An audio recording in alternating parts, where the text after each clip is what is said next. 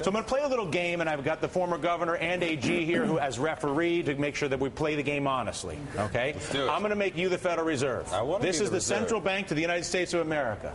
I am going to become all of the banks of America, particularly the big ones here in New York. I'm Citigroup, AIG, Lehman Brothers. That's me. Okay, are you with me, Capehart? I'm the bank. Okay, I can wear this at the U.S. Open and root for Federer. That's exactly right. It's dual purpose. That's a good look. I'm going to give you a stack of monopoly money that is all of the future money of the U.S. taxpayer, and the Federal Reserve has access to it. I love this Enjoy game. yourself. Enjoy yourself. That is the future wealth of America in your hands. Okay. Nice. Good stuff. I am now a bank who has extended. Not a very promising pile of money there. That's the future. The denominations are huge. I'm telling you, there's like a $10 trillion note in there. There's so much money there. It's 21st century money. You don't need a lot to get a little get you a lot.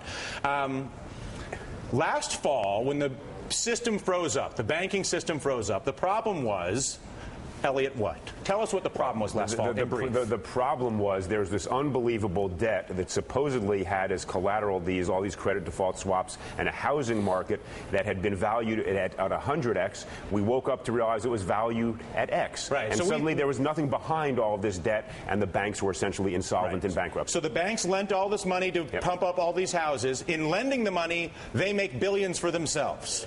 They not only made money on the fees, but they also then securitized the debt, sold it out into a marketplace. Some of them at least, held virtually none of it because arguably they knew it was not going to be worth very much. And so they sold it to people unknowingly. The value drops. The banks nonetheless have a lot of debt that is collateralized by this supposedly valuable real estate. Boom, everybody's bankrupt. Everybody's bankrupt. The economy freezes. The risk is Depression-era layoffs, total insolvency. Ben Bernanke walks into the room. You're Ben Bernanke. You're the Federal Reserve. You're dealing with what Eliot just described. Total insolvency. No one can agree what it's worth. I'm the bank. I'm suddenly holding a pile of garbage. Okay? I'm going to bring it under the table. But the economy can't function if I can't get money for my garbage. So the Federal Reserve, using taxpayer money, basically becomes a goodwill store for the bank. So the banks take all their garbage to the Federal Reserve. You take that. Garbage, Dylan? And then, like the goodwill, the banks are able to write in what they believe the value of the goodwill bag is. And I believe that was $13.9 trillion, if you don't mind, for the bag. 13.9 trillion, please. Excellent. Give away all the big bills. No, listen, it's a lot of money. So now the Fed gives the banks the $13.9 trillion. I now have cash again as opposed to a pile of garbage. That is inherently, by the way, a good thing in the short term, because that's why our economy functions again. That's why the Dow goes to 9,000. Fast forward to this summer, July of this year.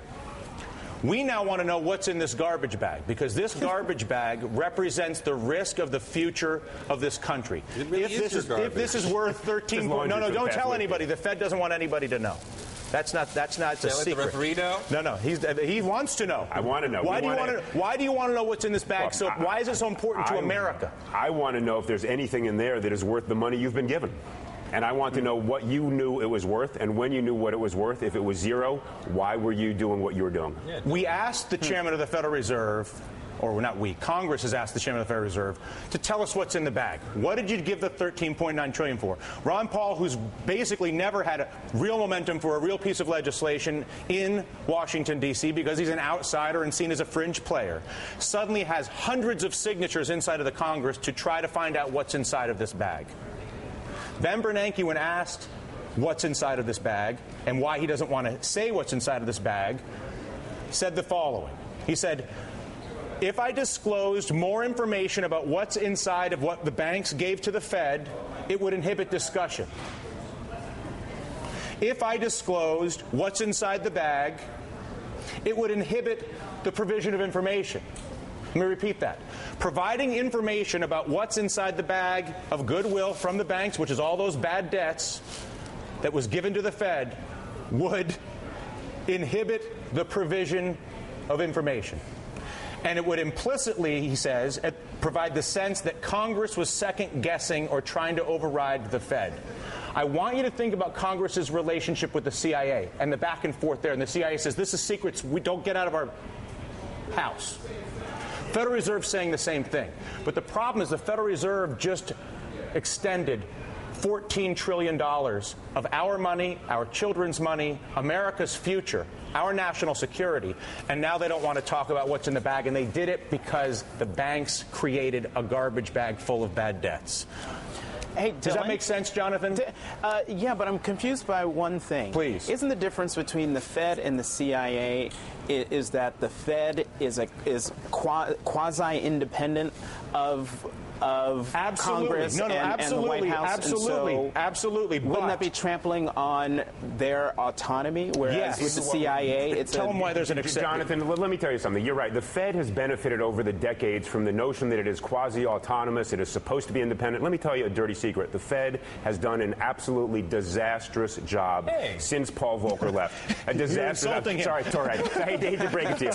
If you'd given the money to in this direction, I'd take a different view. The reality is the Fed has blown it time and time again. Alan Greenspan, whom we now can look back, good guy, smart, all that. Well-intentioned. It's a bad system. They blew it bubble after bubble. They failed to understand what they were doing to the economy, and that they've created multiple bubbles without permitting the economy underneath it to grow. We need to ask the hard questions. The most poignant example for me is the AIG bailout, where they gave billions, tens of billions of dollars that went right through conduit payments to the investment banks that are now solvent. They needed to get the money to the banks. We didn't get stock in those banks. They didn't ask what had been going on.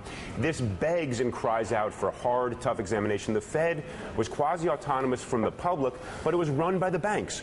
You look at the governing structure of the New York Fed, it was run by the very banks that got the money. This is a Ponzi scheme, an inside job. It is outrageous. It is time for the Congress to say enough of this, and to give them more power now is even crazier. And Ron Paul has a piece of legislation seeking to do this. There may be better pieces of legislation than his. I'm not familiar with it, but the point is that there are people the layers of the onion. The Fed needs to be examined carefully. Do not buy their blather that simply, we've been so good, let us off the hook. Just the opposite. They've been terrible. I feel as if America has suffered the greatest theft and cover-up ever, and that the vehicle was this right here, absolutely, where banks created a pile of garbage, that they paid themselves billions of dollars in personal compensation, and then stuck the trillions of dollars worth of garbage with the American taxpayer. That, to me, is stealing. You were so right. There was absolutely no question when President Obama took over, and go back even before that, back to the middle of last year, there was no question there needed to be an enormous infusion of cash into the financial system. The questions that follow, one, who pays for it? And it has been only the taxpayer, not the banks. We weren't given shares. We weren't given enough collateral. We were given virtually nothing. We didn't even bankrupt AIG. And we were given shares in AIG, not Goldman. One more, then I got to go. Okay. Second, were they going to restructure the banking system to prevent this going forward? And the answer is no. They haven't done that. We still have too big to fail, and that is perhaps the most overarching problem. That is the most outrageous thing, that all this happened, and still we are not seeing honesty about the legislation in the late 90s under the Clinton administration and the rule changes under George Bush at the SEC that allowed the banks to create this garbage. And remember, the banks send lobbying money to politicians to change the laws so that they can create garbage like this and then stick it with Americans. I'm going to take the money, by the way, because that's kind of the deal here at the bank. Thank you so much. This is good. It's dirty laundry. Look what's in this bag. Hang on. Dylan's wearing it home. Put it back in. We don't want to know. It'll inhibit discussion. It'll inhibit discussion.